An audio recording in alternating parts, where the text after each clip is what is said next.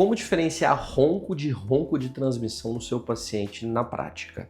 Ronco, gente, ele é um ruído contínuo, pulmonar, relacionado à secreção em grandes vias aéreas e que quando seu paciente tosse, esse ruído muitas vezes pode desaparecer. Então esse é o ronco no pulmão, certo? Certo.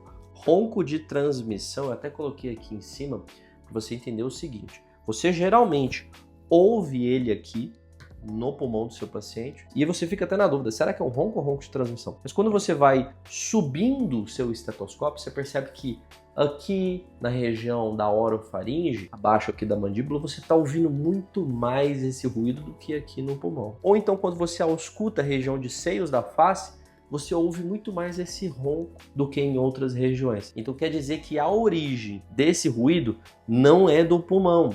Então não precisa sair, agora eu vou prescrever medicação inalatória. Na verdade, você tem que ver, primeiro, se o paciente está com secreção parada na orofaringe, estase de conteúdo, estase de saliva na orofaringe. Muitas vezes paciente neurológico, paciente com Parkinson, paciente com Alzheimer, fica com secreção parada na orofaringe. Ou o paciente está com uma rinocinusite, uma sinusite braba, e você tem muita secreção em seios da face, e toda vez que o paciente respira faz um barulho porque tem turbilhonamento de ar nessa região. E aí, na verdade, esse ronco ele vem da região dos seios da face. Você conseguiu entender a diferença básica de ronco para ronco de transmissão? Você quer que o seu Instagram fique inteligente e te recomenda cada vez mais conteúdos que te adicionam na sua rotina médica? Primeiro de tudo, segue esse perfil aqui e dá 2 toques na tela para o Instagram entender que esse conteúdo é relevante para você. E mais uma coisa, para você que chegou até esse final aqui, eu reservei 2 treinamentos online para você poder aprimorar a sua ausculta pulmonar. Se você é Basics, nenenzinho, começa com o estetocurso. O que é o estetocurso? Você vai aprender os 8 sons fundamentais e um método